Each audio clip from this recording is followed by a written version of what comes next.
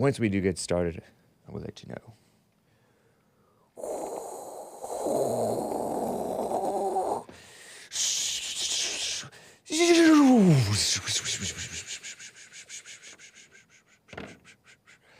What is up, everybody?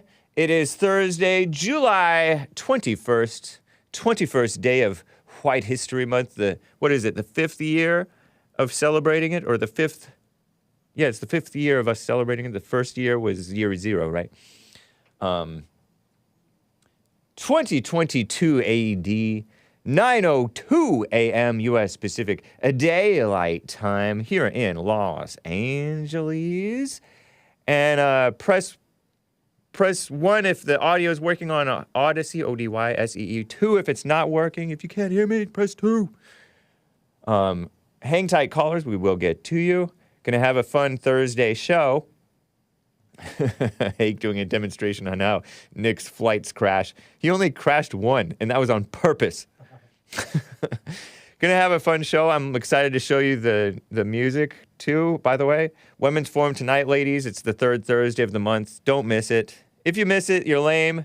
But if you're lame, we still love you, right? We love everybody. I want to cover the climate hysteria, political changes around the world. There's a funny little story about LGBTIQ in South America. And civil wars, political violence coming. I have some fun updates in my opinion, about Trump and how he had a tough time condemning the quote-unquote violence at January 6th, the mostly peaceful Capitol protest. There was a little bit, mostly on the part of the cops. And I love cops, but we don't always support the evil that they may do in the name of the liberals, right?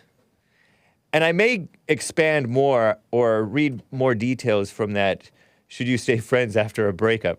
I mean, it seems like the answer should be no, but I mean, I'm no counselor, okay? JLP may have a better, response about this, but I would like to respond a little bit more from that far-left enemies of the Christians relevant magazine, liberal Christian magazine, and some other things, and your calls. Some of you already on hold with your White History Month contributions, and I do appreciate them. I have not contributed anything to White History Month. You know, I'll read a little bio, Wikipedia bio on General Lee or whatever. I haven't done that this year. But anyway, guys, let's get right on with the show! 1, 2, 3, 4. Oh, it's the Hake Report, the Hake Report, la la la. Oh, it's the Hake Report, the Hake Report, la la la. Hey, guys! Oh, it's the Hake Report, the Hake Report, la la la. Oh, it's the Hake Report, the Hake Report, la la la. So, how are you guys doing? I am fine. Hassan is the board operator over here, has me cracking up with some of the, the slideshow effects here at the beginning of the show. Fun show ahead, as you can see. I love boomer memes. They're the best. They just are. Anyway, I am wearing my Forest Home t-shirt. It is one of multiple Forest Home t-shirts that I have. It is a Christian family camp, and I may disavow it, but I probably should disavow my music before I disavow Forest Home. It's a Christian family camp, and I grew up going there. Forest Home, it says, established 1938. You know, the late, great, was he great? Billy Graham had purportedly a spiritual experience at Forest Home. Did you know that? FH, we call it. Who's we? Don't ask. And it has a white bear here. But we do not have polar bears at Forest Home unless you're talking about white people. It's a printed t-shirt of a forest. For the audio podcast listeners, I'm wearing like a forest greenish. Is it forest green? Maybe a little bit more yellowish than that, or reddish. T-shirt. with a orange sun setting, or perhaps a blood moon rising, and black silhouette of trees. It's a print, 3 colors. And the white bear. Normally, we have black bears there. They're brownish in color, but they're black bears. Or dark brown. But they're black bears. Black bears are more tame or less killer-ish than brown bears, which is another word for grizzly bears. Those grizzly bears will kill a man, right? But anyway, it's a white bear because up in Forest Home, it's a lot of white people. In other words, heaven. It's 1 mile up from I'm joking around a little bit. Calm down. But no, nobody's getting up in arms. The polar bears is a term adopted from the blacks because the blacks would go polar bear hunting, meaning they would play the knockout game on random white or Jewish white people in the cities. New York City has a lot of Jewish white people. White enough to be hated, right? Closer to army green. Okay, thank you, Canadian David. Especially the Canadian army, right? The communist army. But yeah, they would say, oh, let's go polar bear hunting. Ooh, the one-hitter quitter. Remember the knockout game? Several years ago, it was all the rage. And Fox News was covering it, about the only establishment media outlet covering it. There was a LA Slimes article from Robin Ebkarian, who's supposed to be a Christian because she's Armenian. All Armenians are supposed to be Christian, right? And she said, or not her, but her editor wrote a headline saying, oh, knockout game is a myth. Something to that effect.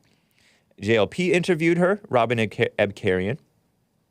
And who's that other black guy who's a radio show host? He ran for governor in California. Larry Elder. And he jumped all over Robin Ebkarian. But it was her editor who wrote that it's a myth. She didn't necessarily say that it's a myth, but she gave credence to the phony politicized idea of hate crimes. Hate crimes. Oh, blacks are mostly victims of hate crimes. Something like that. I don't know what she did. But it was some roundabout a way to ignore or be completely ignorant of black on white crime, which is more prevalent than most of the interracial violent crime.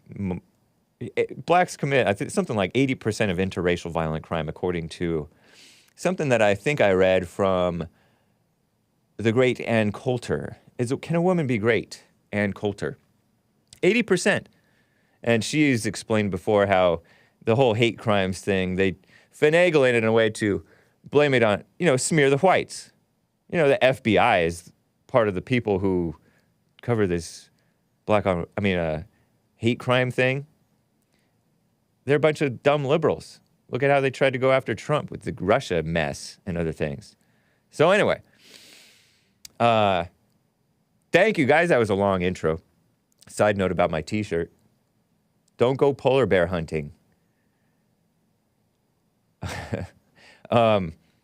Before I get to calls, let me tell you a little bit about the climate hysteria. It's hot out, I hear. Not for me. It's a little warm for me, but we have the AC on. Turn on the AC. Morning Brew report says heat bears down. Sleepy Joe Biden holds off. The far left Morning Brew is reporting this on an emergency action on the climate. In a speech in Massachusetts, so-called President Sleepy Joe Biden unveiled new executive actions to combat the so-called climate crisis yesterday. And Morning Brew credulously calls it climate crisis. Excuse me, I burped. You don't know what you're talking about, Morning Brew, but anyway. But he still disappointed Democrats, I call them demon rats, who wanted to have him declare a national emergency after the climate legislation was scuttled in Congress. Reminds me of an actual national emergency, which Trump, our greatest president in recent memory, declared, called the border crisis, the invasion. He called that a national emergency. And the mainstream media and the phony politicians, including rhinos, I'm sure, poo-pooed, P-O-O-H, maybe hyphen, P-O-O-H. Look it up. It's not anything to do with number 2. But they are full of it. The people who poo-poo the idea of the immigration being a national emergency. That's an actual national emergency, and it's been an emergency status for like decades. Trump declared a national emergency on the border, and then they declare a national emergency on their imagination, or they want a national emergency on the climate crisis. To me, they're living in their imagination because no one can predict the future. To a certain extent, you may know stuff, but these people neither diagnose the problem correctly nor bring the proper, bring the right solution. I don't know what these medical terms are. Where's Lisa when I need her?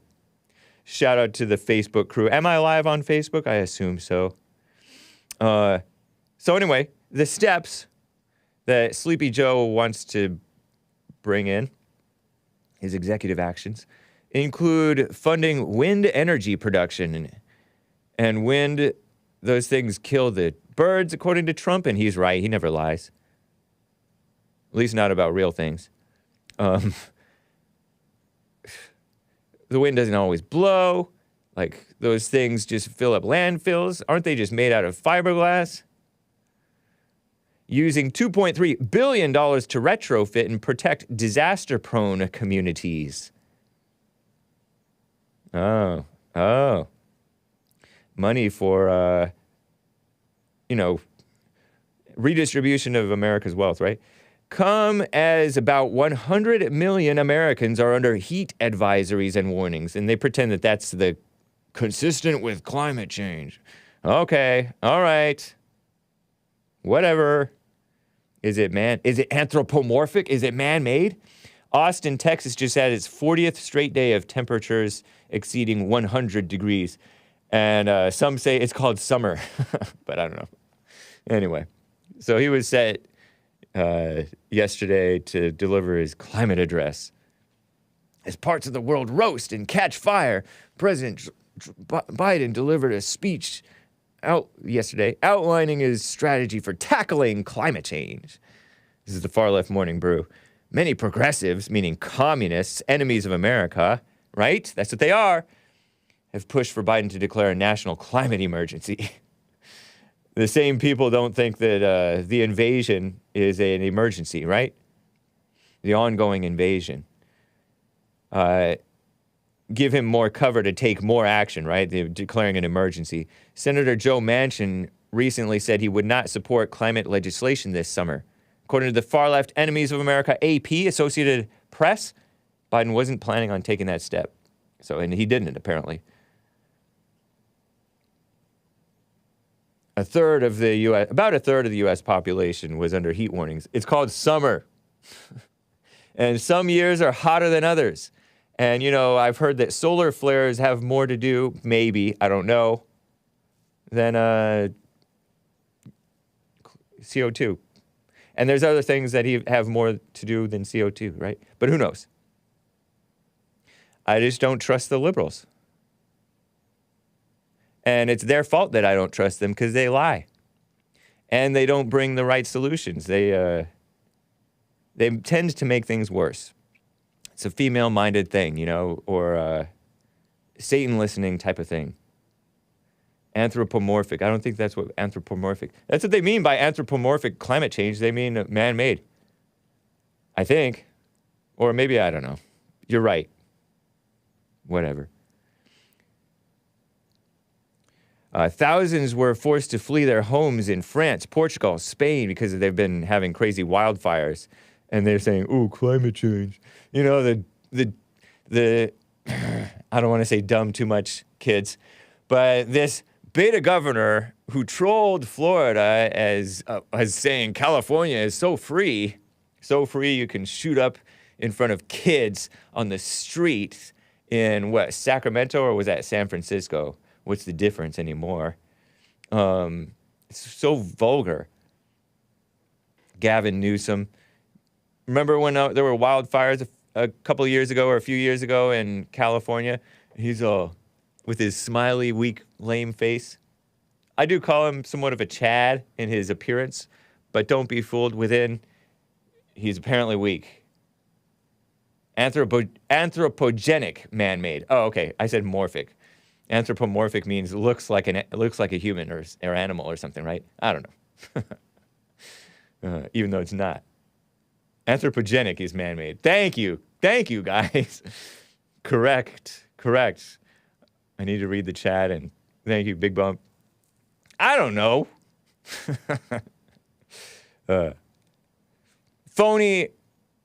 These phony governors who don't manage the forests well, they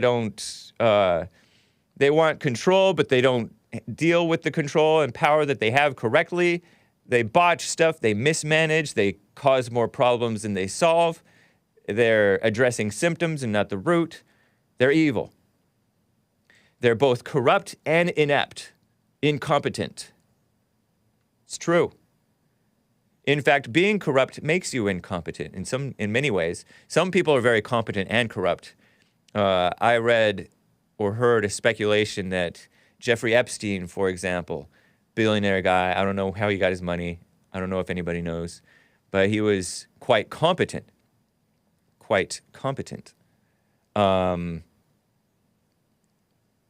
And he may have been quite competent at hanging himself. Maybe he really did kill himself. Ever think of that? People say Epstein didn't kill himself. He's a guy, not Christian, a Democrat supporter, Harvard University supporter, and he was accused of different things related to minors and dirty sex stuff, along with women and males, and possibly the Mossad, who knows. Anyway, he was corrupt, but he was also competent. But he got caught, so how competent was he? I don't know. Anyway, more than 1,100 Europeans have died from the heat, supposedly, as Spain... Oh, listen to this. Listen to this propaganda. As Spain's PM, Prime Minister, put it, climate change kills. Get out of here. I'm picturing... Who's that guy who said, You got what I need. But you say he's just a friend. and you say he's just a friend. Oh, baby, you. The rapper guy who did it. It was originally a white song, but the rapper colonized the white. Yeah, Bismarcky. Thank you, Hassan. And he's oh, who's that? Oh, that's just a friend. Get out of here. So climate change kills. Get out of here. Anyway. Don't say that, Lisa. Lisa knows like some of the lyrics that I didn't pick up on before. Don't listen to that music, kids. So Sleepy Joe announced the executive actions to fight the so-called climate crisis. This is the far-left female-run outlet, The Skim, saying this. They're the ones who quoted the Spain's prime minister. Who is Spain's prime minister? Anyways, let me read on about Sleepy Joe. $2 billion, move more than $2 billion in funding from where to help communities gear up for extreme weather events like heat waves, wildfires, floods, hurricanes. By providing funding, Biden hopes to lower the cost of AC and create community cooling centers for low-income families. Oh, yes, I want to be the benevolent dictator. Keep you comfortable. I cracked because I'm growing. I keep you comfortable, slaves. I will get to your calls. Hang tight, guys. Bear with me. Do I have like a weird energy? I drank a little bit of caffeine today. And by expanding offshore wind areas, he says that the United States will create more clean, affordable energy jobs. It's not going to last long, and that's like commie capitalism. Some call it crony capitalism. I call it commie capitalism because this is not for like the long-term good. The government does not create jobs.com. I don't know if that's a real website, but it doesn't. They don't create value. And even the commie capitalists who do create value, they're not moral with it. That's why I call it commie capitalism, because this is not Christian capitalism.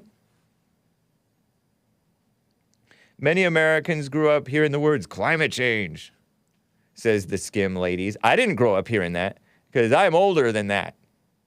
And the UN's warnings. Oh, yeah, the evil UN. Let's listen to them. They accused America of racism and human rights violations against blacks, of all people. If anything, we're helping them too much, quote unquote, helping. The UN's warnings can sometimes be hard to visualize. So they want you to believe this thing that's in your imagination about the future and be afraid. They have kids.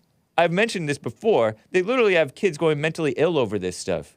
I mean, they're mentally ill because they have bad parents, but they're scaring the kids. Kids, don't be scared. Be prepared. You know, like with the crime stuff that I cover and all that. Don't be afraid of the blacks. Many are experiencing its effects and suffering. So they say.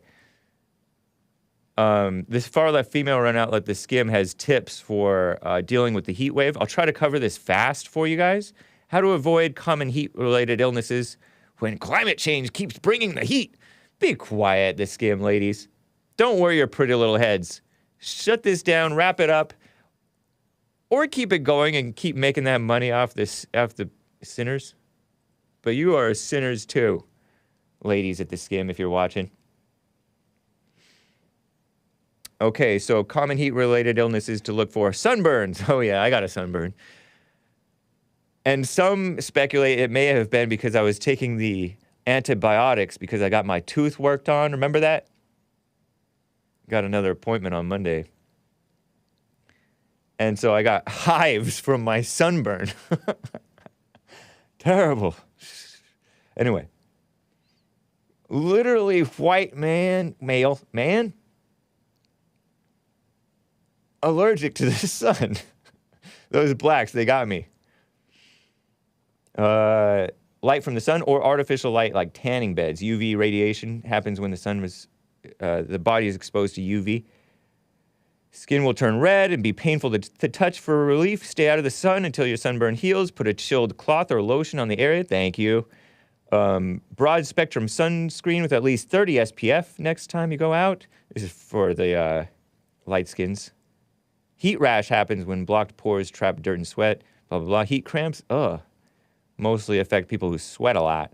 Loss of water and salt leads to these cramps or pain in the abdomen and arms and legs. I haven't dealt with that before. But they say drink water, have a snack every 15 to 20 minutes, they say. Avoid salt, they say. Call a medical professional. Heat exhaustion happens when your body loses a large amount of water and salt.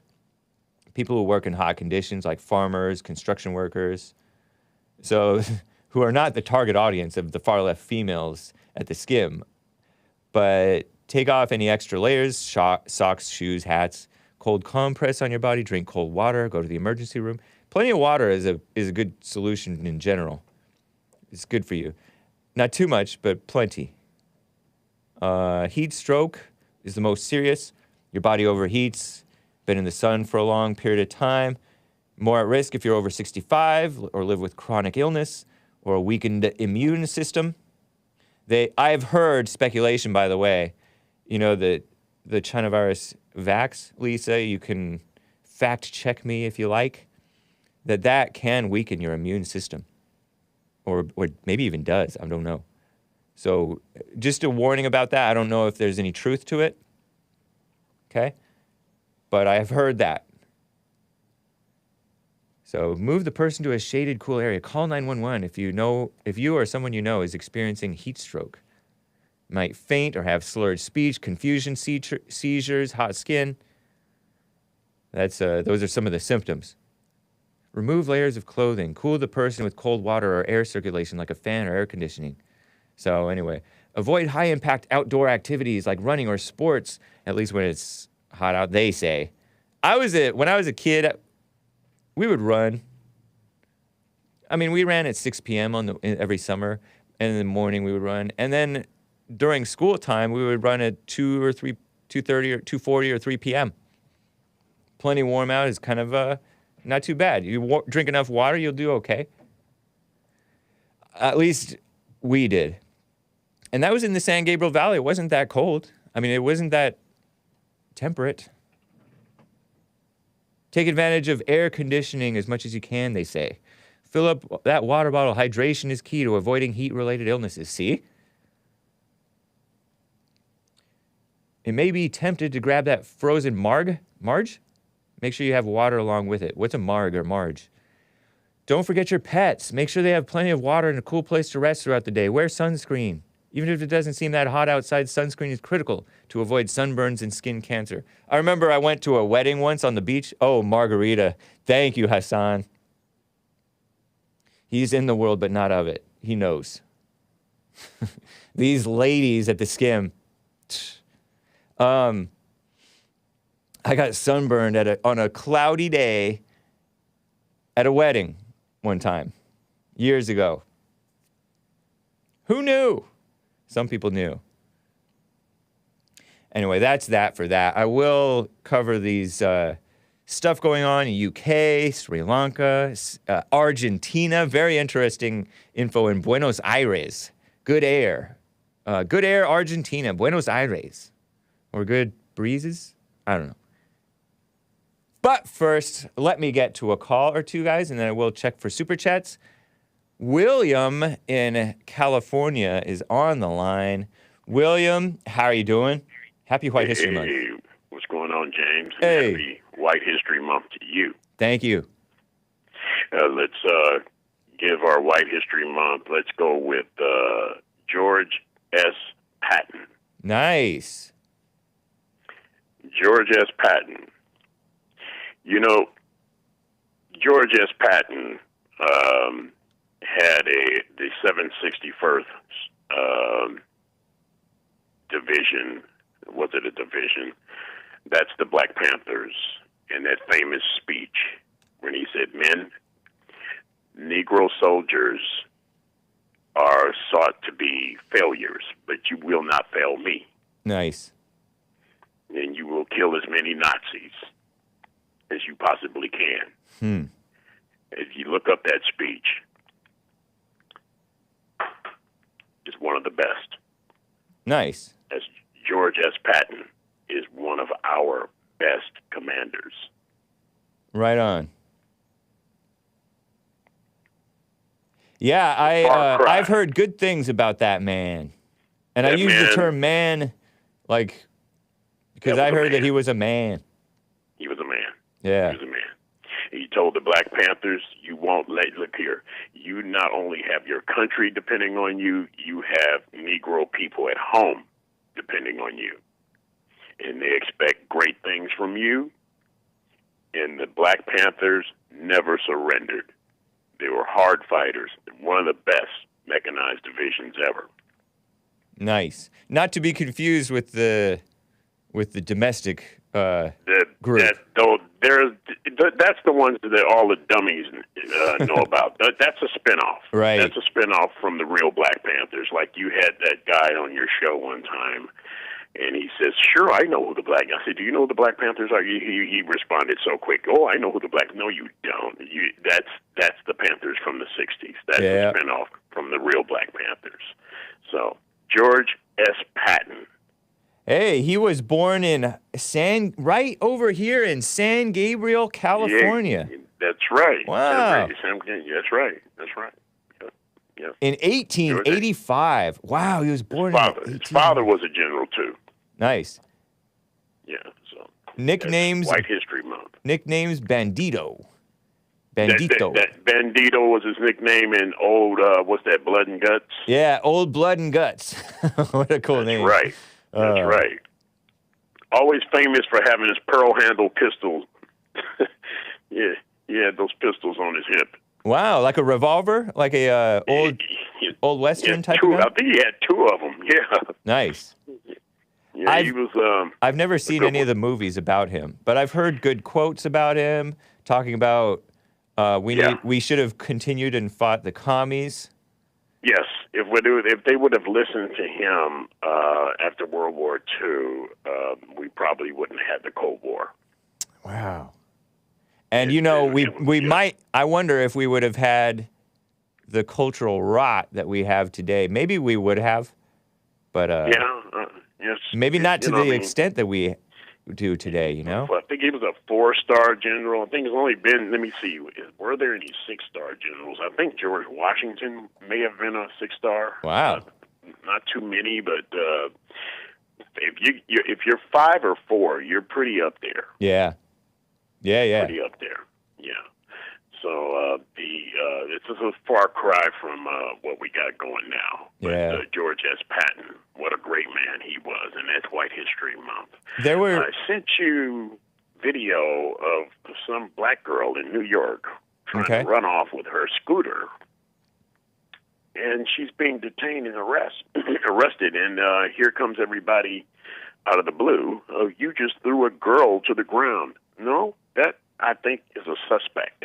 Yeah. And I don't know who told black people that you cannot be arrested. Who told the blacks that they can't be arrested? I don't know. Would that person please stand up? Yeah. Because the behavior, I was just thinking about this morning, the behavior of the blacks right now is really, really bad. But I have to say it's worse. It's the worst thing about their behavior is other blacks, especially calling in this show, other blacks not wanting to address it. I think that's more bad behavior than the behavior itself, to not address it. Yeah, the dodging of it, the excusing, and what about the white people? Right. What about the white people? Yeah, I know. It's ridiculous. Yeah, that one right there might be worse than the behavior itself, is to not address it. That's true. It does not reflect well on the so-called community. Well, that particular culture. Yeah, I used to go over the fence in my neighborhood growing up and take these plums off these trees. And we would get the plums and we would get the apples, and me and my brother, and we'd go in the neighbor's fish pond and screw around with their fish in the pond, their little koi fish or whatever, Wow. And they would call, these people, these neighbors, they would call my parents, they'd call my mother. They said, "Oh, Betty, the boys have climbed the fence." and they're trying to bring back alive some of the fish that they killed, and William is up in the tree taking all the plums, and him and his brother are over here. And my mother never one time said, "Not my sons." Right. She would say, "Send them around here right now." Right. And so that's what I'm trying to point out, is that what is going on with everybody, the blacks that don't want to address these problems that we have in the black community today. It's really shameful and ridiculous. I was looking at, somebody called my show yesterday talking about the overreaction, the ridiculous, phony overreaction to those two cute little black girls who didn't get hugged by the Sesame Place parade person who actually... they made a big deal out of that. Oh, they made a big deal. I saw black lawyers talking and preaching about, you don't treat our black girls this way and stupid stuff like that. They're hung up on being this fake victim thing, and they're the worst perpetrators. What it really was is the thing or whatever it was supposed to be was trying to say, no, we're not picking up any kids. But you see, they made it something else. Yeah. Yeah. They just love being victims. This woke generation, they just love being victims. I don't know, why do you like to be a victim? It's like the last thing that you should want to be. Yep. Be a patriot. Stand up for yourself. If somebody sees something in your community that's not correct, address it. Yeah. Don't call in and say, what about the whites? Because if we're talking about the whites, we'll talk about the whites. Yeah. Like we just talked about George S. Patton. Yep. But when we talk about something that the blacks are doing, Don't say, what about the whites? Right. Let's address what the blacks are doing. Yep. And what the blacks are doing, I think it's almost 80% of the violent crime in this country is committed by only 12% of the population. I don't know if that's. I don't know, but it's definitely out of control. Pretty high. Yeah, and then Pretty high. like you said, the excuse making and the hung up on the Could be whites and the worse. fake racism stuff. That is. I think it is worse. It's what's. It could be worse. It could is be what's worse. continuing it. That's what's encouraging it. Exactly. Yeah. Exactly. When you say not mine, Yep. like I said, I've never heard my mother or my father tell any of our neighbors, Right. not mine. No. My mother told me one time, let me tell you something. Mrs. Stumblefield is paying house note, car note, taxes. Her husband's working. Nice. Your father's working. I'm working. We're all here working. William. And he tells me to my brother, William, Brian, let me tell you something. Those people have no time to sit up and lie about you two. I know. I So appreciate there it is, William. right there. Yeah. Good to All hear right. from you, man. So, good to hear from you, and have a good one. Take care. Some funny chats over here, or decent chats over here. I think I saw one over here that I wanted to share. Oh, just that one. Carver531 says, Nickstream Airlines always loses my bags. Do check out Nickstream. He is live on Fridays sometimes, 4 p.m. Pacific time. He is not here in the studio with us. It's Hassan flying solo on the board. Nice. A quick study. But Nickstream is live on YouTube currently. And you can support him. Super chats directly through YouTube. It's very handy. I do recommend it. Usually 4 p.m. Fridays, sometimes other times. And they're talking about airlines. If you haven't caught it, catch it, because he has some flight simulator experience, and he is bringing that experience to you. And the super chatters are buying first class tickets, I heard. Very nice. That's cool. John Frederick says, Mrs. Stumblefield. I know. What awesome, like, old school American sounding names, if that's real. He mentioned George Patton, my prior caller, William in California. He died in Heidelberg, Germany, Allied-occupied Germany. And some say that it may have been a hit. They killed him, says Brandon M., for speaking up against the Russians. And this was back when the Russians were actual legitimate enemies of America, not so much like today. They were more powerful in comparison with us. I mean, they were close, or something. And they were very subversive, and now we have the subversives in America who are not necessarily Russians. Yeah, there's some Russian descendants here in America who are enemies of us, but some said that the Russians or Jewish people or whatever they were infiltrated our education world, academia, and the dumb useful idiots. Sorry, kids, or forgive me, children. Excuse me, parents, adults. But I remember there was this guy named Zanderhall or something like that. I'm blanking on his name a little bit, I think. But I debated him alongside others on a panel, in-person panel in like Dallas, Texas for modern day debate. I think it was my first debate, and I was talking first in-person debate there of two. And I said that most of academia is a bunch of dumb liberals. And he said, well, why are they liberals? Maybe because they're more educated, and then the more educated you get, you're going to be more liberal because you're more knowledgeable and educated. I'm like, no. It is a closed, in their own little world, whole pack of lies, to quote To quote a liberal writer, I assume he's liberal, right? It's all been a pack of lies. I'm blanking on that guy's name, but you guys know who I'm talking about. In the air tonight, Phil Collins. It's all been a pack of lies in the academia world. They get worse and worse and worse and worse, more and more and more and more off the deep end. They're not for free speech, especially not the freedom to tell the truth. They don't like true speech. They hate Christianity, white people, men, sensibleness.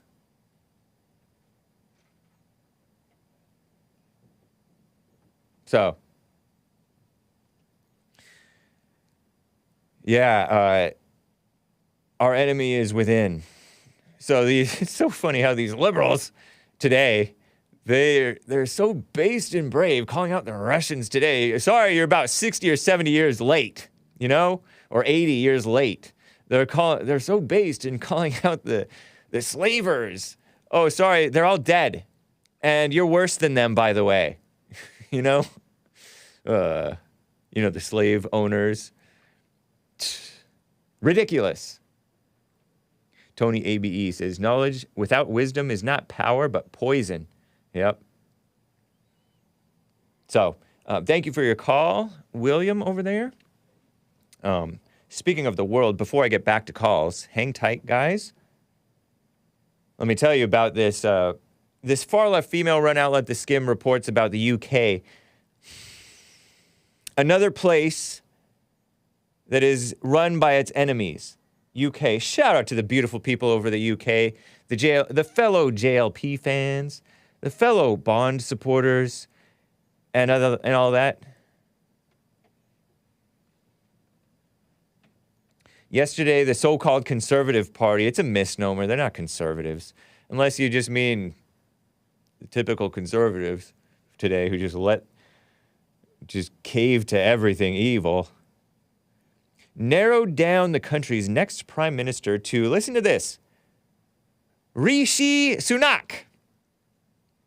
What? I'm sorry, is that a nice English name? Rishi Sunak. A British politician, very British name, too. Served as Chancellor for the Exchequer, whatever that is, from 2020 to 2022. Chief Secretary of the Treasury. Member of the so-called Conservative Party. Born in Southampton General Hospital in 1980, 42 years old. British. His wife is Akshata Murthy. Married in India. Yeah, I think it's an India name. Rishi Sunak. He does look like he may have some British in him. I'm looking at a picture of him. Do you want to look up Rishi Sunak for me there, Hassan? Rishi Sunak. I might be able to drag this picture in the folder, actually. Let me see if I can do that. He looks a little wild-eyed.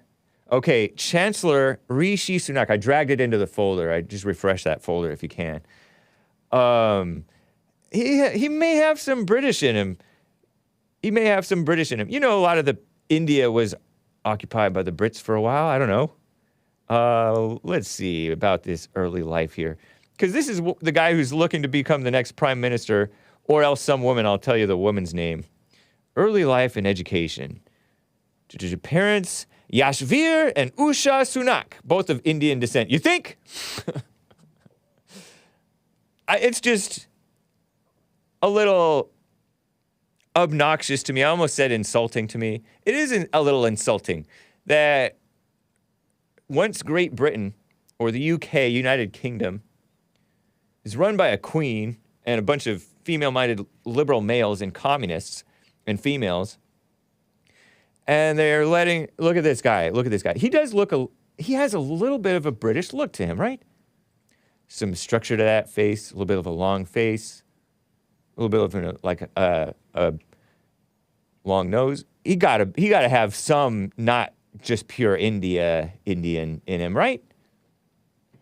Looks almost like my dad, but with a thicker hair and a little bit more ethnic. Big old ears, but at least his hair is big enough. Well, anyway, I don't know. He's not a bad-looking guy, but that is no UK prime minister. You know they're getting rid of Boris Johnson, which I'm glad. I guess I don't know that I was ever that excited about Boris Johnson. And then this other lady they're looking at. So that's that for that guy. This other lady, Liz Truss, Liz, new name Truss, Liz Truss, married to Hugh O'Leary. I don't know why her name isn't Liz O'Leary. And she looks a little more, perhaps, white, normal white, British, maybe. I don't know. And that's nice, I guess. Liz Truss. But why are you putting a female for prime minister? Please, please, please. She was active in the Liberal Democrats, though, by the way. Young people, you can cut them some slack for having been liberal, I guess. I don't know. She's been described as to the left of Labour, though. What?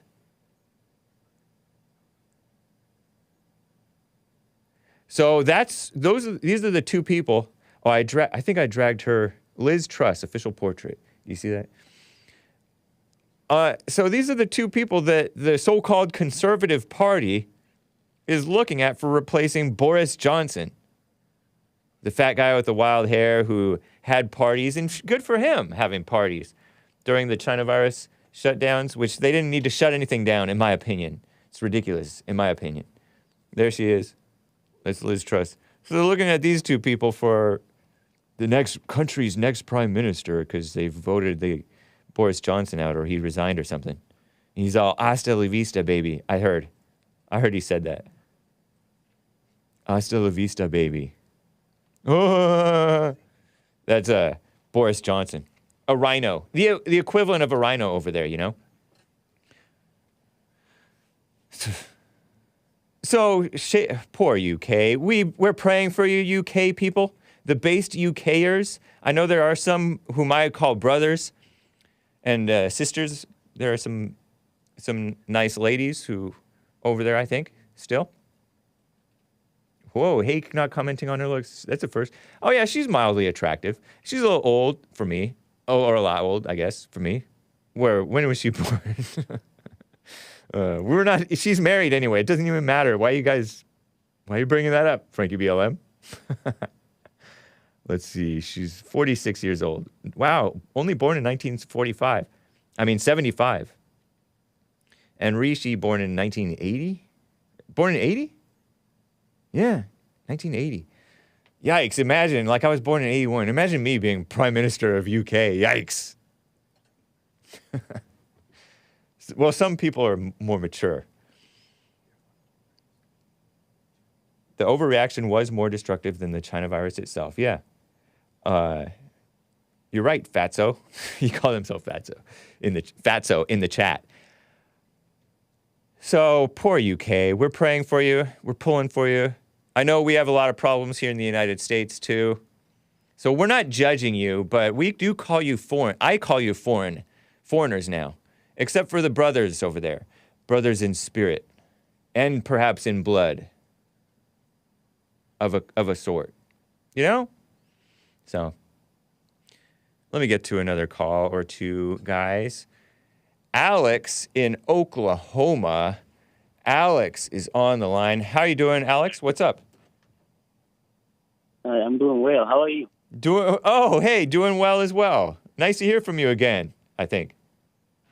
Yes, man, I have a question, not a question, but I'm trying to get some advice from you. You want advice from me? Yes. Do you really think I have good advice for you? Or may have good advice for you? Well, I don't know. You're white, right? I am white. Do whites have good advice? Well, maybe? Well, you claim white people are smart, Many are. I didn't say I was, but yeah, in some ways, I think I'm smart. I heard JLP say, if you think you're smart, then you're dumb. So, But anyway, go ahead with your question, I guess. Yes, my girlfriend is asking me for more money every day. I don't know what to do. What have you told her so far? Or have you answered her Well, when she asks? Well, I told her I will give her more, and I told her I will give her more, but she said, like, if you don't give me more by next week, I will leave you alone and stuff. Oh, okay. Don't you have other girls too? Like, isn't it pretty easy for you to get girls? Well, the other girls are just, like, they are not my girlfriends. Oh, okay. And you're serious? You're not trolling me right now? No, like, I was going to ask my dad, but my dad is no good. I don't talk to him, so that's why I called you, Oh, man. Why do you say your dad's no good? Because, like, he used to beat my mom up.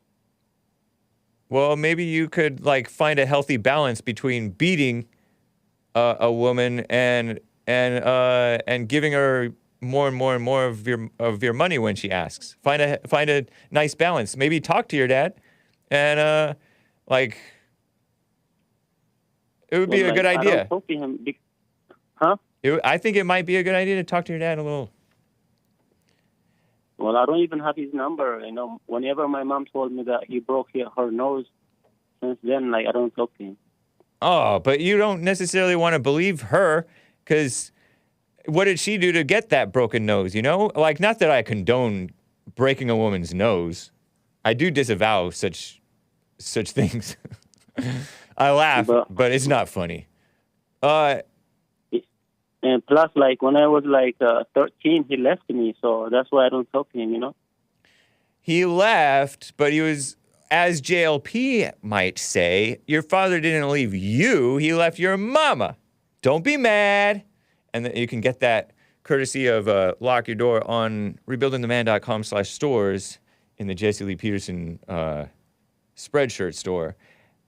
How would you rate her sandwich skills? Under a 6, no money. Machine broken, find a new one. Thank you, Brandon. But, like, whenever my dad left, he left me. My mom told me that he left me and my sister because he didn't want to raise us, so our mom raised us, But maybe he didn't want to deal with her. Like, maybe he didn't like breaking your mom's nose, and so he didn't like doing that, so he couldn't control himself, so he left. There's other reasons that fathers leave. Don't believe your mom just because she said stuff like that. You don't know. She doesn't know him. She's not a mind reader. Women oftentimes may see a thing that a weak man may do and read all into it and make up stuff, and she thinks that it's real, and she'll tell the children that it's real, or other people that it's real, but that's not the real story. Even though she was there, she may be deceived and deceiving others. Go ahead. She may be deceived and deceiving others. You don't want to believe that. But my mom is really nice. Like, she tells me the truth. I never caught her lying. Just because you never caught her doesn't mean she always tells you the truth. Yeah, but that's my question. So what if she's deceived too? She really believes stuff about his motivations. How can she know his motivations? She doesn't necessarily know. Well, I don't know. They were together like for almost like maybe 10 years, and then they broke up. Right. That doesn't mean anything. Lots of people are together for a long time, or they're friends for a long time, and a falling out happens, and you're only getting one side of the story. But my dad was supposed to be a man, stay home and raise kids, Fair enough. Why not get his side of the story if you're, or at least give him the chance to give his side of the story. I don't think he will talk to me. He probably blocked me on Facebook or something. But you're saying probably, so you don't know for sure. I don't know. But anyway, I don't know how to get hold of him anymore. Okay, if you don't know how to get hold of him, I recommend not going around talking about him like that. Since you don't know the story, leave it as an I don't know. Yes, but I do take care of my mom. I give her a lot of money every month. And you also take care of your new mama, this girlfriend, allegedly. Does she live with you? Yes, she is a strong black woman. So. Are you serious? Yes. Does she speak Spanish or no? No, she's a Black American. And are you trolling me, man? These calls are like too perfect, some say. No, like she told me she was a strong Black woman, and I told her I like that, you know. But if she's strong, she doesn't need your money. She got her own thing, Miss Independent. What a great song. I like that song. I'm not getting any. But she's a model. She's a model, so she spends like a lot of money, like $2,000 per month, just like on her nails, on her hair, you know, stuff like that. Tell her to. Never mind. She can. There's ways that models can get money. Yeah, but I don't know. Like she's gonna leave me. I don't know what to do. Like I might be alone. I don't know. That's fine. It's honestly good for you to be alone sometimes. But you don't want to. You don't want to be living with a girl unmarried. Aren't you a Christian? Yes, I am. But she says she want to have a baby, like a mixed baby. You know, Mexican and Black American. She want to have some mixed. Oh yeah, baby. Those are very cute. The Black Hispanics. Are you a white? Are you a white Hispanic? Or are you more like Indian looking, like American Indian looking, like Inca or like Aztec? A white. Oh, you have pretty light skin? Yes. Okay. She said like she loved those black and brown kids. Yeah. But you don't want to make kids out of wedlock. That's not good for the kids. It's not good for you, nor is it good for your model girlfriend, alleged model girlfriend. Yeah, that's true. Yeah, but like I'm still having sex out of wedlock, so don't do that. What's the difference? I don't know. Yeah, cut that out. Like still having sex out of wedlock? Yeah. Don't do that. Yeah, don't have sex out of wedlock. That's called fornication. Man, the Bible speaks against that. You know that. Yeah, but if I stop having sex out of wedlock, I'm probably sure she's gonna leave me because she loves having a lot of sex as well. I know. Girls like that because they're controlling you. I hear. I don't speak from experience. But it's not good. You know how in the Bible with Adam and Eve, yeah, the woman listened to the serpent who went against God, and so the woman followed the serpent, and the man followed the woman who followed the serpent. So you have like an upside down world where the woman's the boss, and you're not the boss, and you want to be the boss because you can lead her. If you follow God, you're leading her towards God rather than she leading you towards Satan. And herself, like Satan's leading her. So you don't want it like that? You have it upside down, man. Yeah, but don't give her money. Never... Don't give her money because she's using you. That's not good. You don't want to be used, or do you? No, I don't want to be used, but at the same time, like I don't want to be alone, like, you know. Well, you're gonna have to figure out which one is more important: your life, or your. By the way, Hassan says she wants you to say no. Actually, women kind of like correction. Yeah, like she corrects me a lot of time. No. She wants you to correct her. Be a man. Well, do the right thing. But she don't listen to me. She never listens to me. That's because you keep on giving her money and having sex with her. So you're not someone to listen to. But if you stop giving her money, and then maybe she'll withhold the sex, and that'll be good for both of you, really. And maybe she'll move out, and that'll be good for both of you, really. Yeah, but like the reason I give her money is because like my mom has never met. My mom had my dad left my mom, right? So like she never had any man spoil her. So I'm trying to spoil my girlfriend. You know, I'm trying to be a perfect example for her. You know. That's not a perfect example to spoil anybody, man.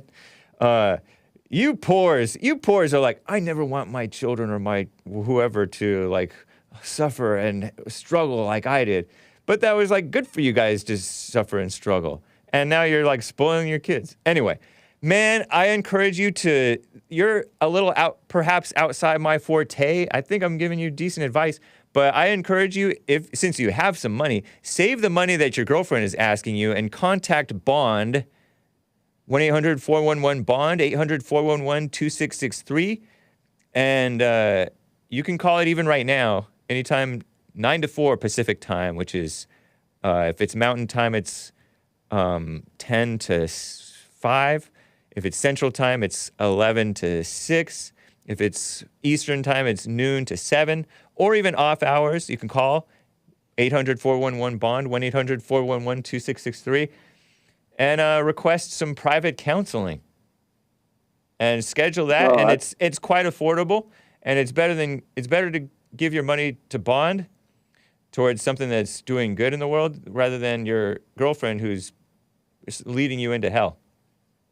I gotta go though, man. Nice talking with you. Oh, all right. Happy White History Month to you. Thank you.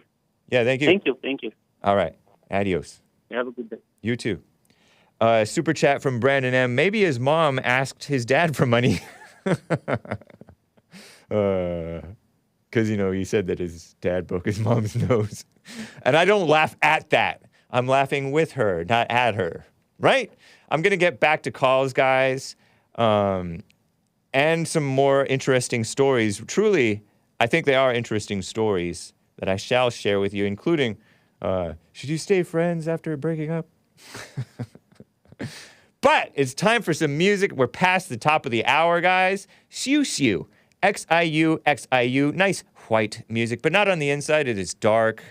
And this might be a little rough for the kids, so leave the room, kids, because there's some imagery in the lyrics that may be a little disturbing if you're tender-hearted or highly sensitive.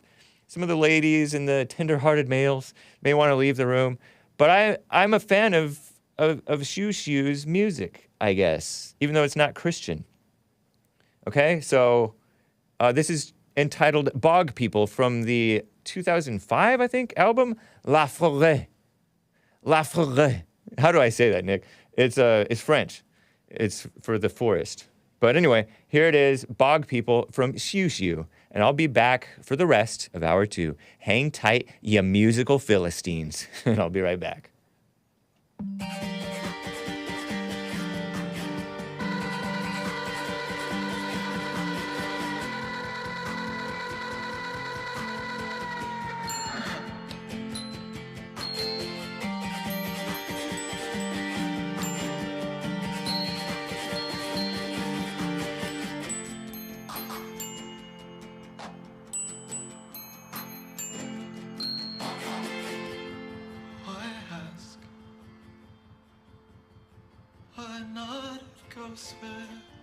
This night,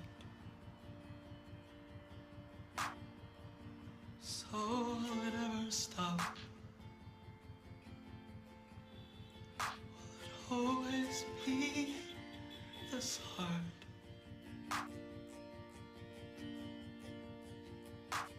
There will always be a jar of ash. There will always be an unfit mind. There will always be a lonely son. There will always be a humiliated little girl.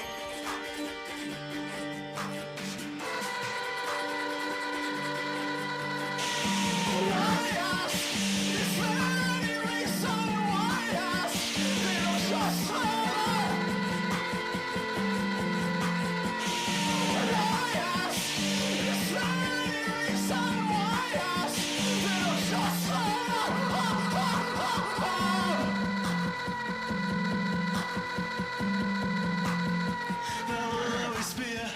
neck.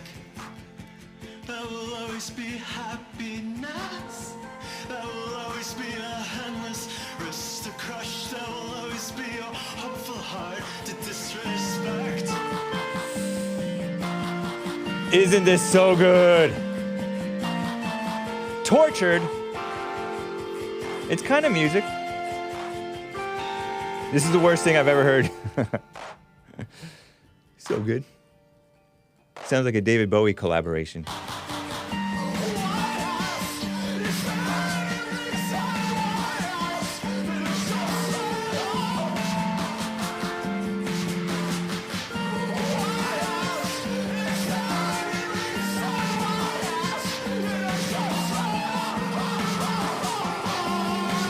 Hake played Swans, Man of War, Bridge of Death.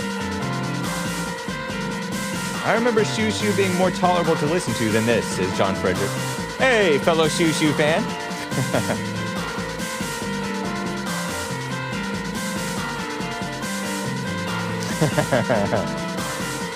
Hang tight, callers. We will get to you.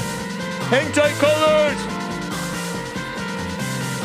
Does this song have a mosh part?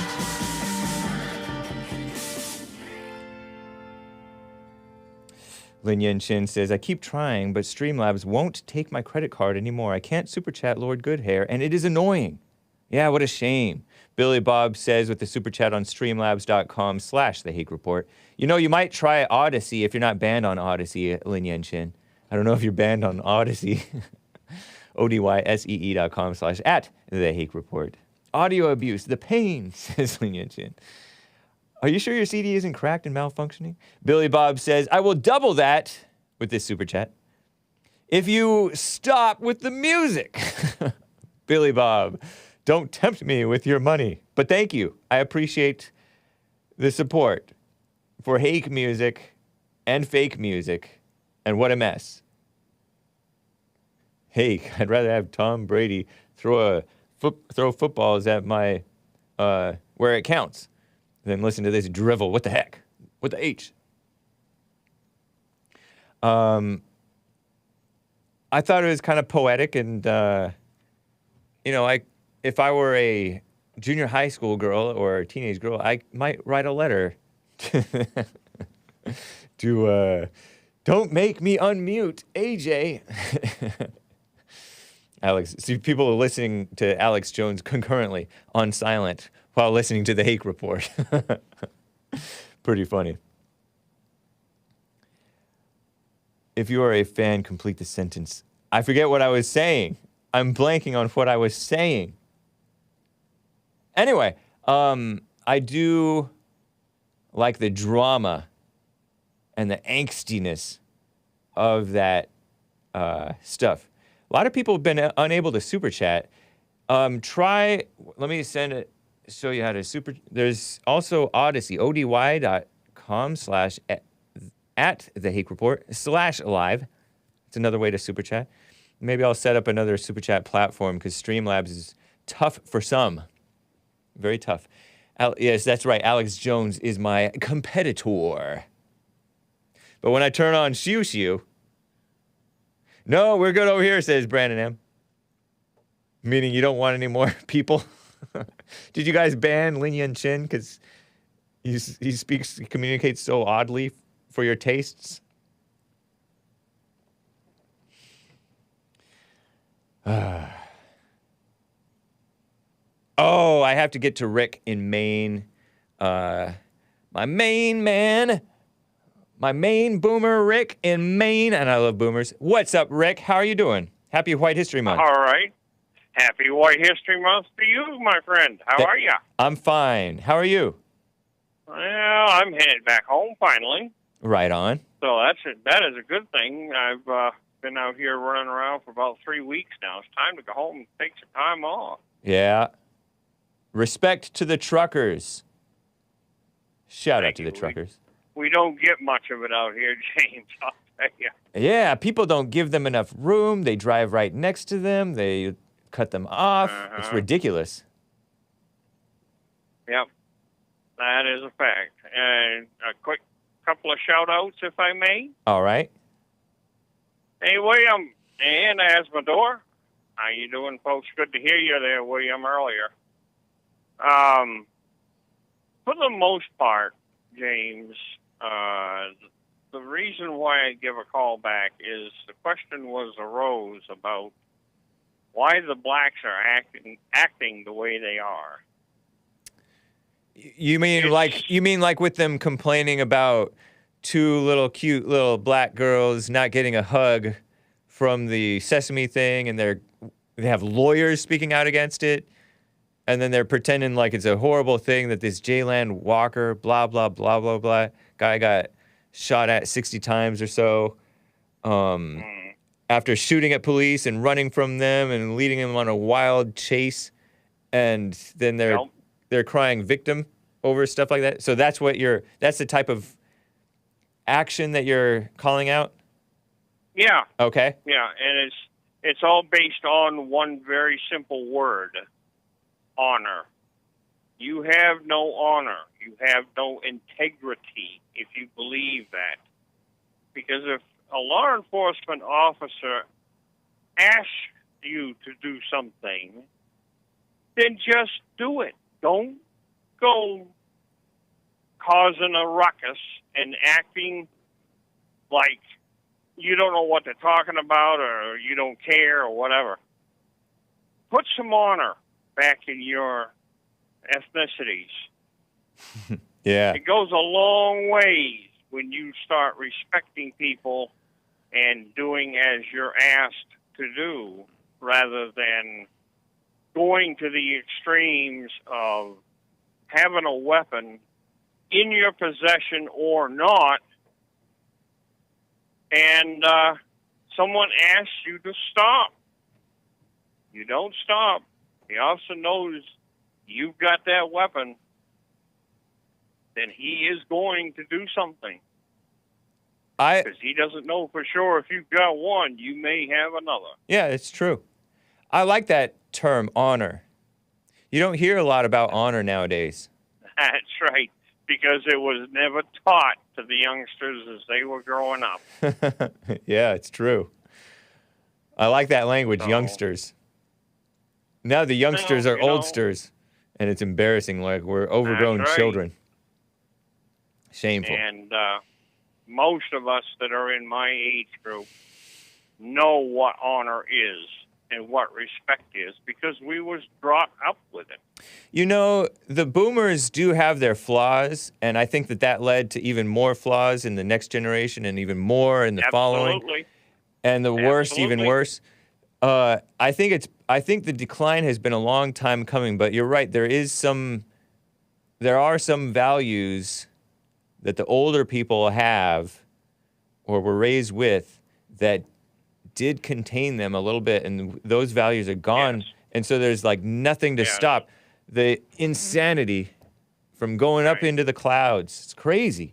And we can teach the younger generations, what I've just mentioned there and what it means and stuff like that. But so many of these young people today that will blow that advice, that speech, blow it off because they want to do things their own way. Okay, fine. Yeah. I mean, you're gonna learn your lessons one way or the other. And if you have to keep repeating a bad decision, you're going to keep being taught that lesson until you get it. If you don't get it, you're going to keep right on paying the price. You've got to think about what's going on. And as much as I am with it, I don't try to make any plans. Because my grandmother told me, if you want to hear God laugh, make a plan. I heard Because that's an it's old not gonna. I heard that's an old Jewish wise phrase. Man plans, God laughs, something like that. Mm-hmm. But I think there's some truth to that.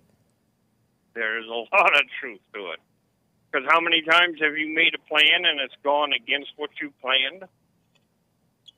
Right. It's not your plan. It's God's plan. He has the plans for you. Yeah, I was forced to memorize the Book of James, NIV version, Yeah. when I was in like 3rd grade or something by my mother when I was homeschooled. And I remember, you don't even know what's going to happen tomorrow. Rather say, if That's it is the right. Lord's will, we will do this or that, go here or there.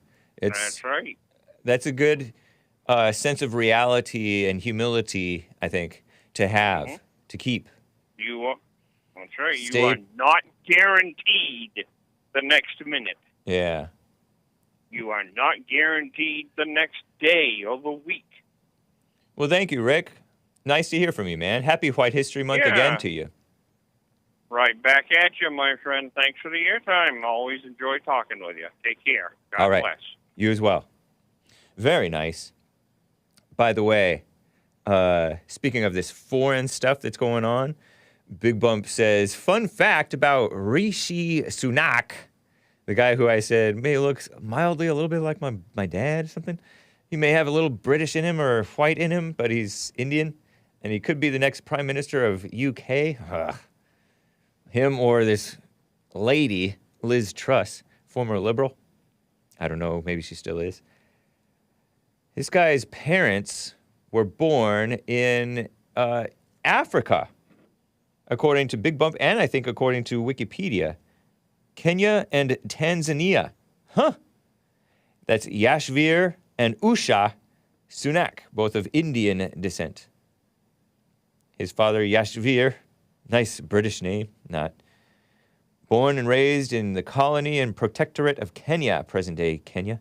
I guess it was a British colony, right? While his mother, Usha, was born in Tanganyika, later became part of Tanzania.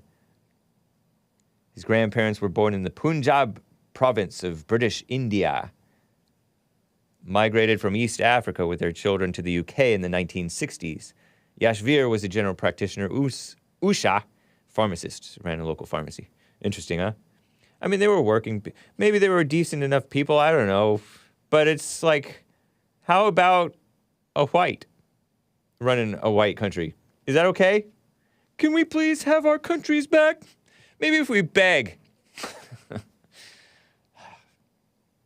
It makes me want to spit, honestly. I shouldn't even joke around like that. So Liz Truss was a liberal Democrat until 1996, and then she became a so-called conservative 1996 to present. Married Hugh O'Leary in 2000 and has 2 children, and yet she wants to play politician, and she's been playing politician for some time.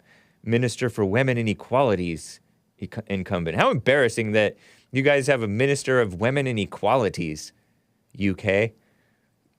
I pray for you. We have a lot of problems here in America, very similar.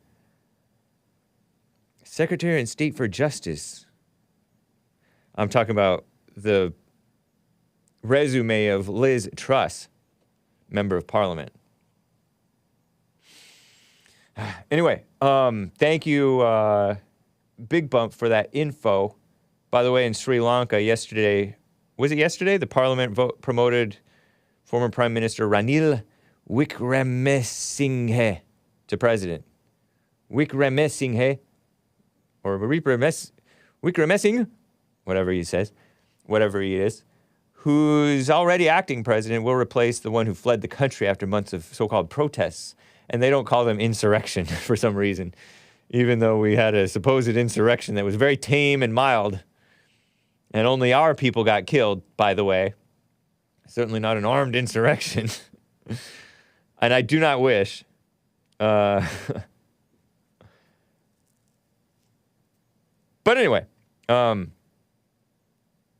Wickremesing's first day on the job included little office merch, and plenty of protests.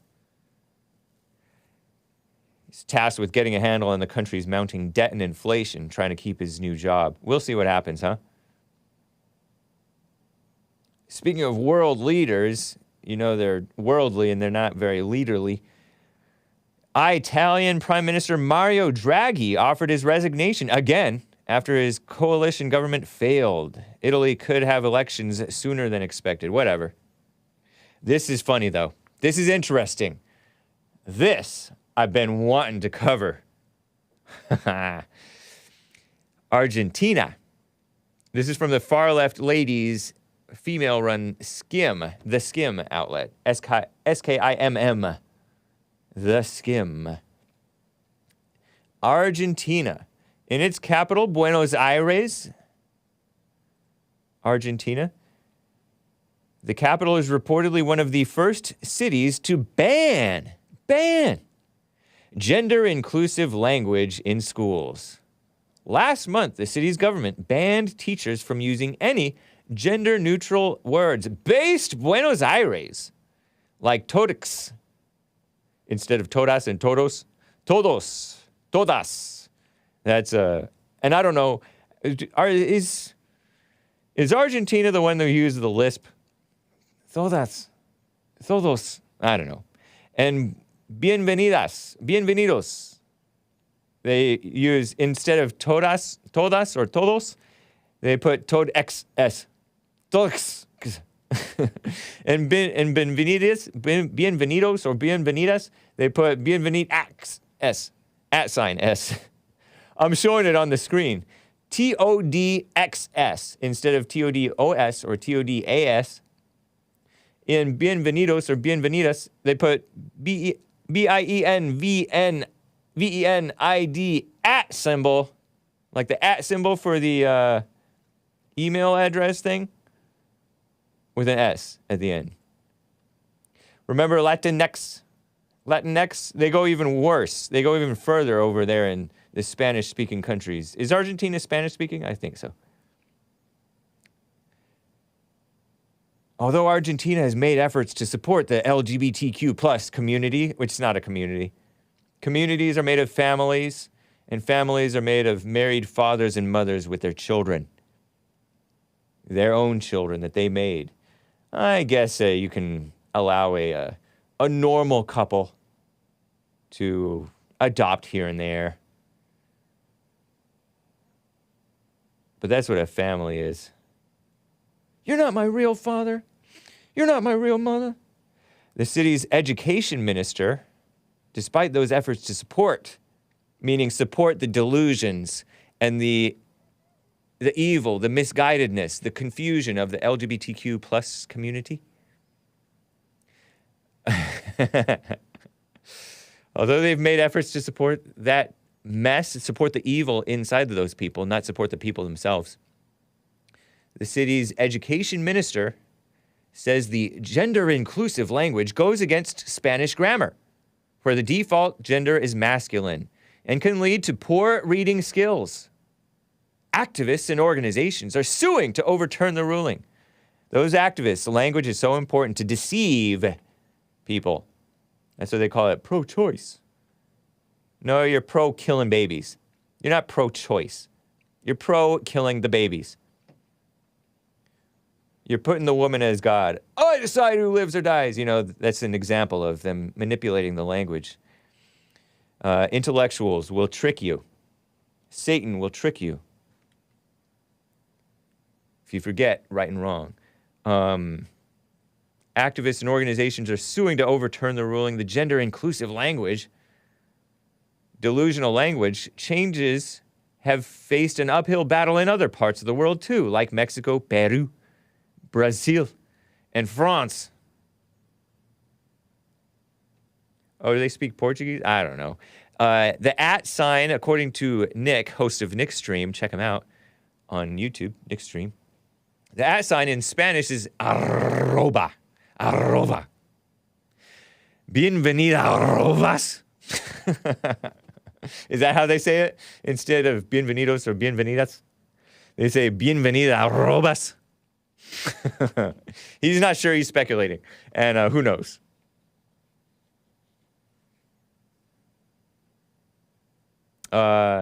So, to me, it's funny or interesting. Nice. Todas or todos, todxs. Todxs is. Todxs, ese. Great pronunciation, Hake, says Canadian David. Well, thank you. Oh, man.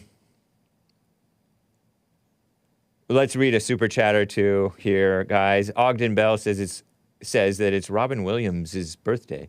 Is it really? Robin Williams. He's dead. Why are you celebrating? Well, you're not celebrating. He's just saying that it is. Born July 21st, 1951. Dead. Sorry, kids. August 11th, 2014. Wow. Was it that long ago?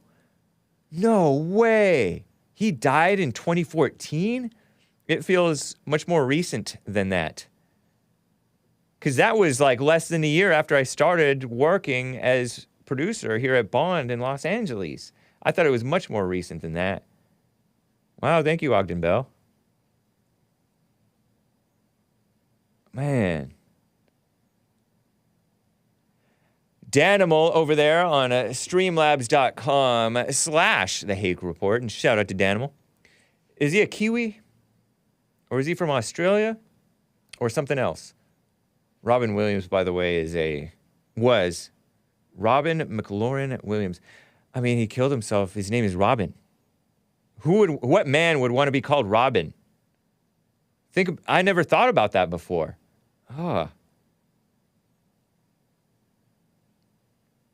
Well, rest in peace, Robin Williams. I know it's like several years late, 8 years later, almost.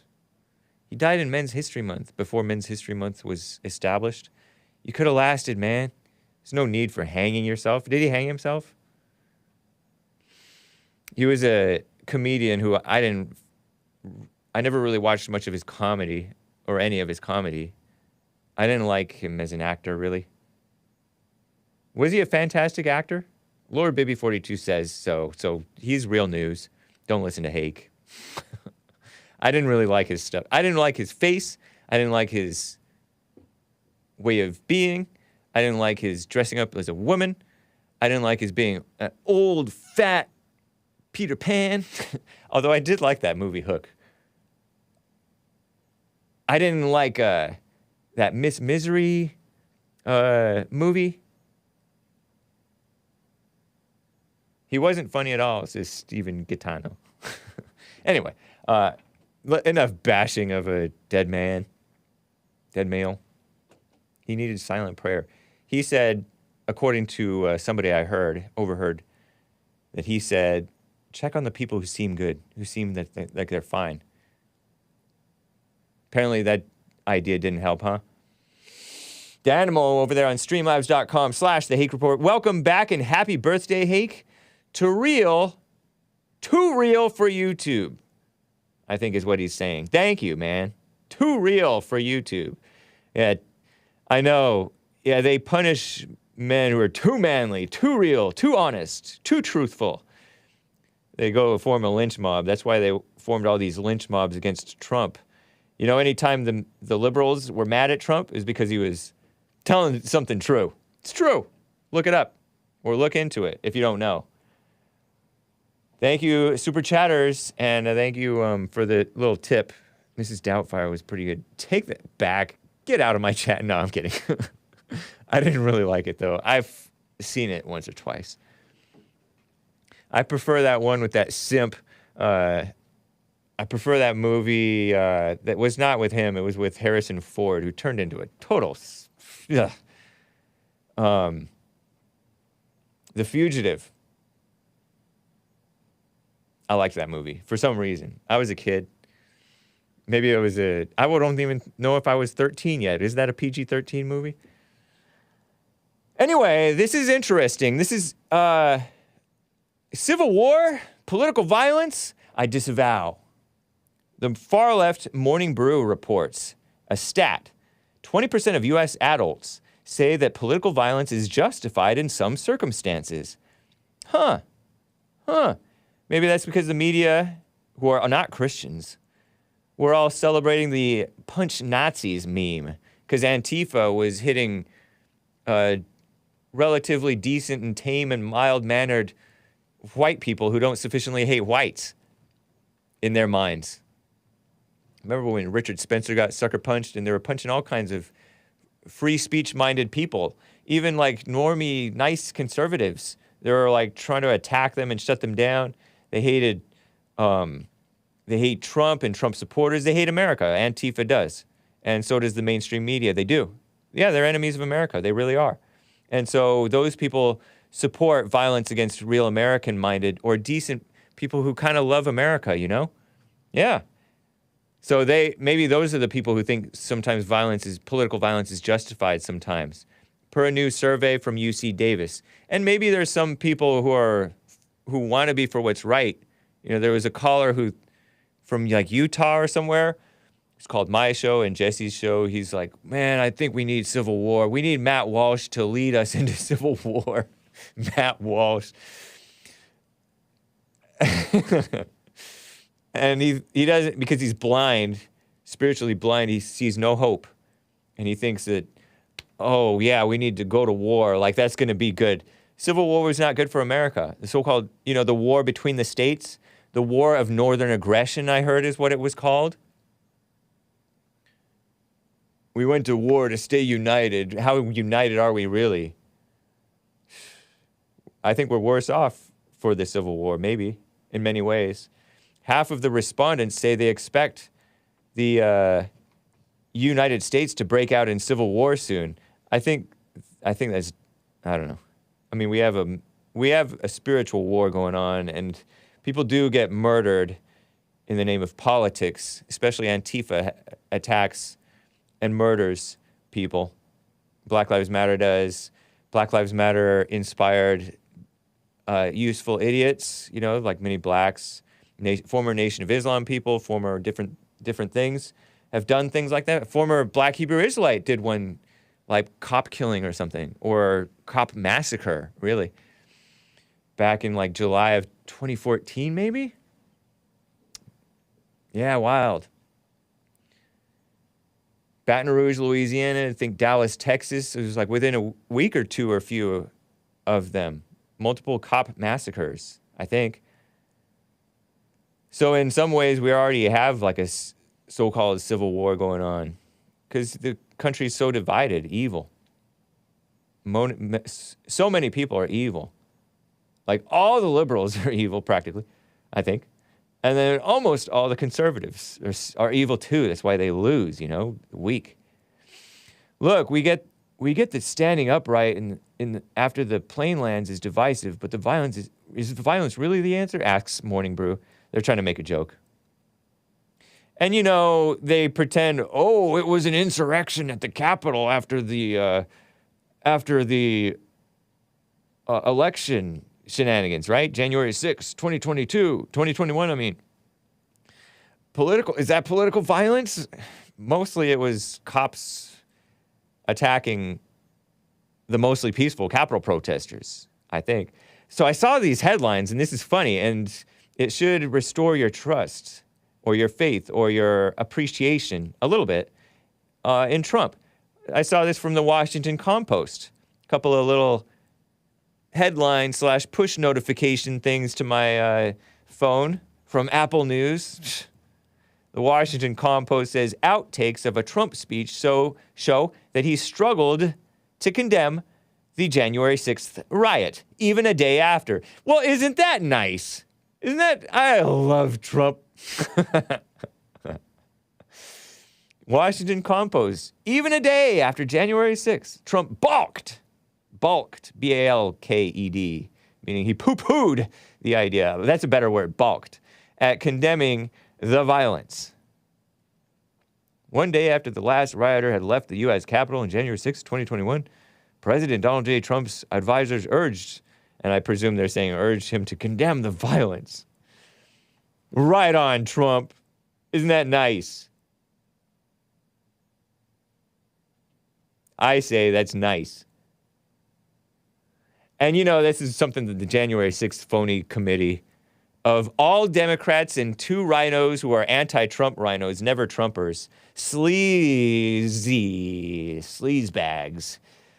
If you will pardon me, adults with children, don't say sleazebags, kids. Do as I say, not as I do, or something. Funny, huh? Funny, in my opinion. I appreciate that. And speaking of January 6th, I saw this funny Brit Hume tweet. Based Brit Hume, he's a Fox News guy, and I jokingly call him based. I use the term based liberally. Kevin Howe knows this. He tweeted this. Let's see if I can find it. J6 anxiety. I was perusing the great John R. Lott Jr.'s Twitter feed, and he retweeted this from Brit Hume. And Brit Hume quote tweeted a woman, Patricia Zengerle, who tweeted out a photograph of some patriotic people walking around in beautiful Washington, D.C., I think.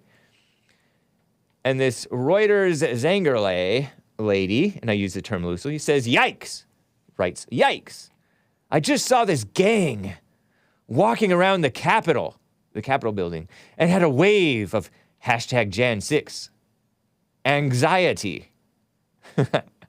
So yesterday morning, or morning my time anyway, noontime, early afternoon, Brit Hume's time, I think, Brit Hume mocked her, quote tweeting this and said, because what could be more frightening than a handful of people waving American flags?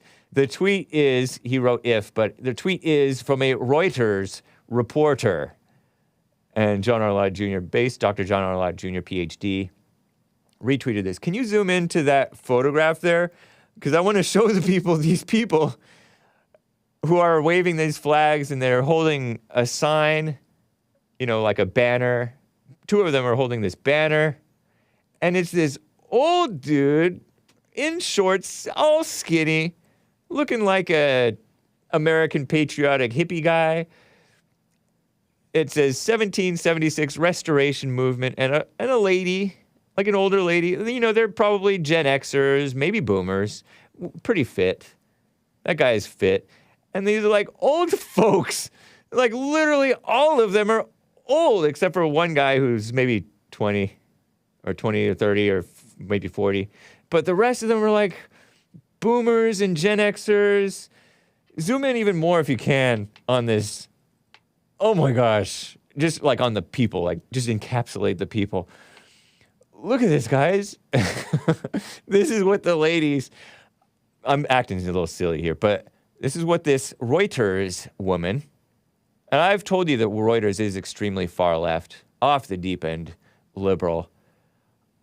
She's having hashtag Jan6, Jan, January, look at him, like white hair,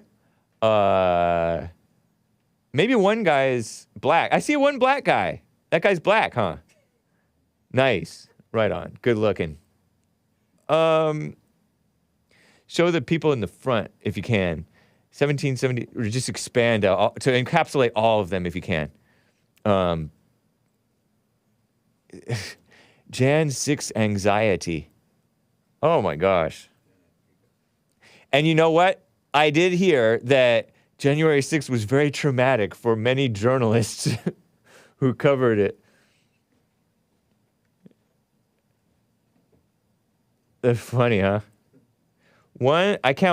Okay, in your picture that you're seeing, there's one person off to the right who's behind them. But 1, 2, 3, 4, 5, 6, 7, 8 people. Maybe more who are in the background, but Patricia Zengerle, yikes, just saw this gang. She called them a gang. Walking around the Capitol. 1776 restorationmovement.com. Let me look at this up. And movement.com. Maybe she's trolling. But I've heard that there have been people who were traumatized emotionally. Let me look. 1776 restorationmovement.com. Because Restoration Movement doesn't do you anything. Okay, 1776 restorationmovement.com. They want like the voice for the people. Santa's helpers, mission statement, redress of grievances, videos, donate, financial and messages, promises made, promises kept, take the oath to uphold the Constitution, Facebook, online auction. It's such a, like this boomer website or Gen X website. Isn't that nice? Oh, Stu Peters show. Hey, shout out to Stu Peters. He's a guy who spoke at the Groyper conference. He got a little animated, heated, but he was I think he's kind of for what's right, I think.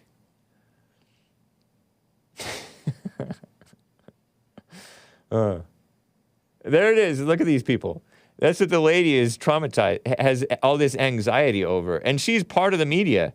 Talk about as a woman passing on your fears to the people. Zengerle, what type of name is that? Patricia Zengerle. Zengerle.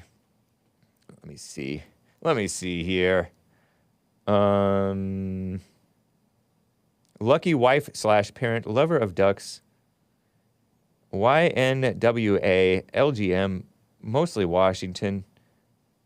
Is she young? Is she old? I can't tell. But anyway, that was really funny to me. If you're looking at the video feed, just picture like Tea Party types. If you're listening to the audio feed and you can't see the video, it's basically like Tea Party types, and it's a little sparse, little protest / show of patriotism. Isn't that nice? And this woman has January 6th anxiety, and Brit Hume is rightly mocking them. Brit Hume, I'm kidding about him being based. I like him, but he's kissed up to the notion that Trump is so terrible, he's so heartless or something like that. And okay, so now I need to show another funny little meme thing that I saw. Clip 11. Let's play this clip 11. You might have seen it at the beginning of the show. This is silent video because it's not really a video. It's a GIF or a GIF, but I call it GIF. Some of you guys call it GIF. I think the GIF inventor called it GIF, so in your face. But I think this is a GIF meme tweet of like TV media anthropomorphized. Anthropomorphic. A TV with like women legs and a whip. Okay, kids, this may not be kid friendly. Being like a dominatrix. Sorry, kids. On the brain, and then it's the brain like crouching down. And so it's the media TV showing like fear, brain, China virus, hysteria, climate change, January 6th. They may not be doing all that stuff, but it's showing like hysteria and trying to make the brain hysterical, the mind hysterical through constant fear mongering. The mainstream media. Whoopsh, whoopsh. Don't follow sensible logic and calm. Be afraid. Look at this video. Here it is. Lies. China virus. News. Lies. News. Isn't that... Sorry, kids. It's pretty vulgar. But it's like a gross, kinky sex thing. And it's funny because I'm the only one who liked that tweet, by the way. Crazy. David Singleton says, you're getting too deep in it. I don't know if he's talking to me. But anyway, I think there's some truth to that, right? Isn't that meme pretty deep? I love boomer memes or Gen X memes. Nice. Patriotic. Constant. They constant manufacture racism they've been pushing, says Damien H. Yeah. Typical marriage, says Billy Bob. I know, yeah.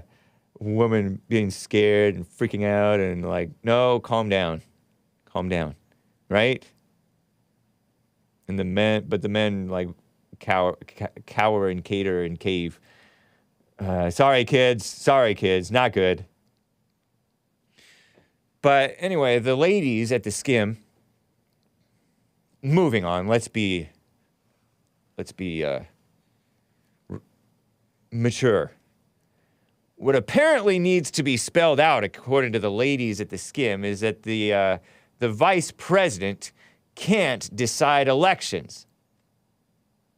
And this is a dig against Trump's wanting Mike Pence to... I hope he does the right thing, Trump said about his vice president, Mike Pence. Yesterday, a group of 16 so-called senators unveiled what could be the first bipartisan legislation aimed at stopping a repeat of January 6th, 2021. That includes a bill that would review an 1887 law and clarify that the vice president's job when certifying an election is solely ministerial, only ministerial. And that they have no power to adjudicate disputes over electors. Like what Trump and many others, some thought that Pence could or should do. The announcement comes in response to our greatest president, and he really is, Donald J. Trump, his pressuring of then Vice President Mike Pence, whom I still like. A lot of you guys don't. I'm not saying I'm going to support him and what he does or says. I don't even necessarily support everything Trump says or does, right? Of course I don't. But on the whole, I'm with Trump. I'm not necessarily with Pence, but I still do like him and appreciate some things about him. Remember how he handled cackling Kamala Harris? He did surprisingly well against her in that debate. Not that the debate means anything, but to me, it was a nice symbol of a man just putting the smack down on the woman. Metaphysically, of course. Metaphysically. Right? I appreciated that about him. Trump was pressuring Pence to overturn the 2020 election shenanigans. They leave out the word shenanigans for some reason. I guess they call it a free and fair election. Pence stinks, say some people. Anyway, today, as you guys know, I don't know if it's going on now. No, it's supposed to go on prime time, right? 5 Pacific, 8 Eastern. Today's the last scheduled January 6th, #Jan6 hearing. And it's going prime time at 8 Eastern.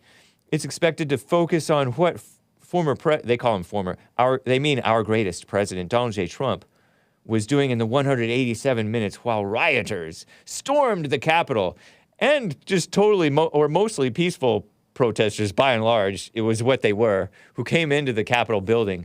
And the cops, as Cortez said, Sandy Cortez said, they let them in. They waved them in. Yep, they did. In many cases. In some cases, they were trying to keep them away, direct them away from endangering whatever. Who knows? Who cares? It's ancient history, really. So anyway, I want to get to this this article that I touched on yesterday from Relevant magazine, and I don't have any pictures of it, but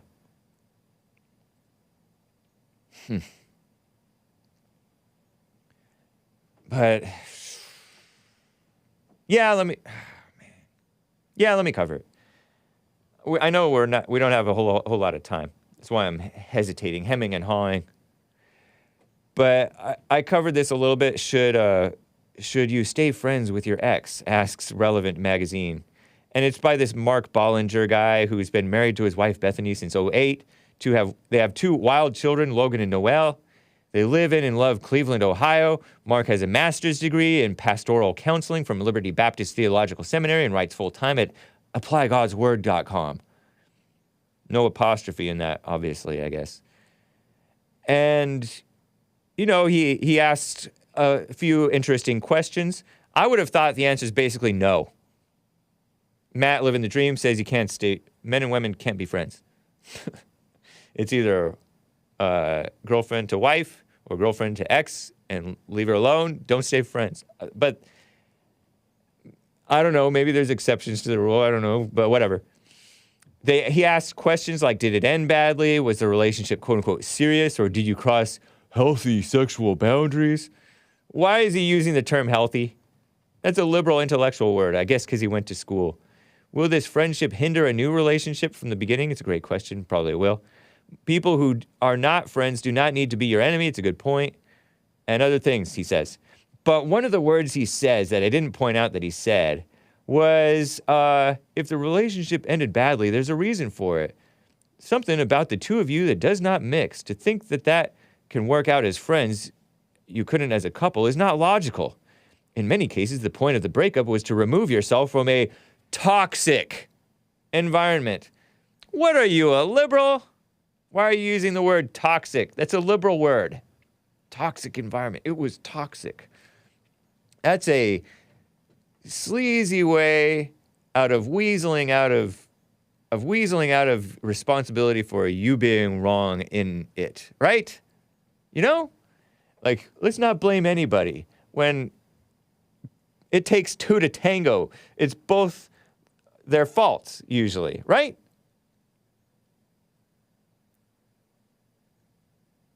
Anyway, I wanted to bring out that point because these intellectuals talk about this stuff. At least he mentions fornication. Both long-term dating and especially fornication will have bonded you with that person in ways that will never be broken if you continually remain around one another. To be restored from the sexual sin, he calls it, or to move on from the long-term relationship, a healthy separation will be required. You know how they want to feel nice towards each other, so they just keep in touch, and they can't really let go, so they keep in touch, and then they get back together, and they break up, and that's a mess. What's the purpose of this friendship? Are either of us going to be helped by it, he asks. It's a good question. Are we growing and benefiting as individuals by remaining active friends? Does this friendship exist because we lack the courage to do what's better and truly move on from one another, though this would be harder? That's a nice question, buddy. Good job, Bollinger. I wonder if he knows. I wonder if he's watching the Hake Report. Nice, huh? Normal people, which are typically the people you will want to date, do not want to commit to someone who still hangs around their ex. Another good point, buddy. Right on. Wow, wisdom in far-left fake Christian relevant magazine? Huh. Or is that wisdom? I don't know. It doesn't... I guess it's kind of common sense. Not all relationships end in a conflagration. What's conflagration? Police sirens or a flurry of mean-spirited posts you'll have to shamefully delete later. When a relationship does explode, it really shouldn't be a debate if the two of you should remain friends. Your people who are not your friends do not need to be your enemy. You know, like I have friends, I see them maybe once a year, if that. We don't talk much, but we're still like friends. And those are just normal friends, not female friends. Anyway, if you do feel it's the healthiest route, I hate when they use the term health for wise or protecting yourself and stuff like that. Stop using that word healthy and stop using that word toxic. Those relate to like food or your body. Your body's healthy. Food is not even healthy food. I think that's a misnomer. Am I right, grammar snobs? It's called healthful. Healthful. So this guy doesn't even really answer. He just tells you what questions to ask so you can answer for yourself, I guess. In a summary, the main points to consider when deciding if you should remain friends with your ex are, will this friendship help both of you if you continue to moving forward? Will this friendship continue giving both of you the best possibility of finding a future spouse? Which I don't know if that's really the good idea to think that way, because the point of your life is not necessarily to find a spouse. People get hung up on that as if that's the end all. I don't think that's directing them to wrong thinking, Mr. Bollinger. And most important, will continuing this friendship be the most honoring decision you can make for Christ? Oh gosh, those Christians. And I'm a Christian, but get out of here. Calling it honoring of Christ. I get his point. You're wrong, Hake. Healthful is not the right thing. I think it's healthful. Food can be healthful. Food cannot be healthy unless the animal that you killed was healthy before you killed it. But it's no longer healthy. It's dead. Dead. Dead. And then it's healthful for you, I think. But honoring Christ. To me, I think that these people who say that, I don't know. I don't want to be all judgmental. I can't help it.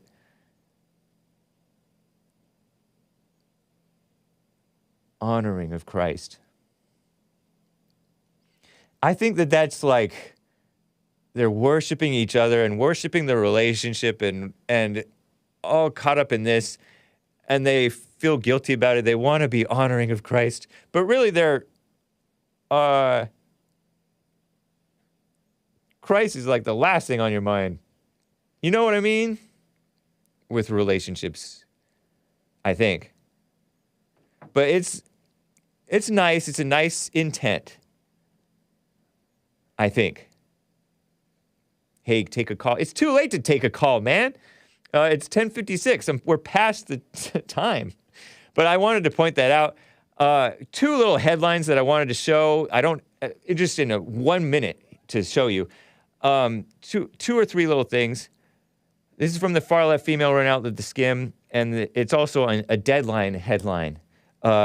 Who's playing Belle in ABC's Beauty and the Beast? Another POC woman, WOC, woman of color, colonizing white culture, right? Isn't Beauty and the Beast a white thing? Is it French or something like that? Ladies and gentlemen, her, H-E-R. I don't know how to pronounce that. But if you zoom in, is that a black lady? Is that this dainty little lady with big old hair? Looks like a woman of color, right? H-E-R. I don't know anything about H-E-R. Is that a singer or something? So yeah, it's a singer. Well, congratulations, but I think Belle in Beauty and the Beast was like a French lady, right? I think. Something like that. And another one. This one is worse. Even worse. Vulgar black female propped up culture. Why we're excited as shpoop. The far left females at the skim celebrate this woman named Issa Rae. And I censored it for the children. There's this billboard outside of Bond somewhere out here on Pico Boulevard talking about rap sploop, S-H, exclamation mark T instead of the I. It's like an upside down I. Talk about vulgar, huh? So shameful. Just degenerate culture. And these black females are like at the forefront of it. It's not good. Ladies, come on. They need men. Upstanding men. But Belle can read. Anyway, guys, this has been the Hake Report. Hope you enjoyed it. If not, thehakereport.com.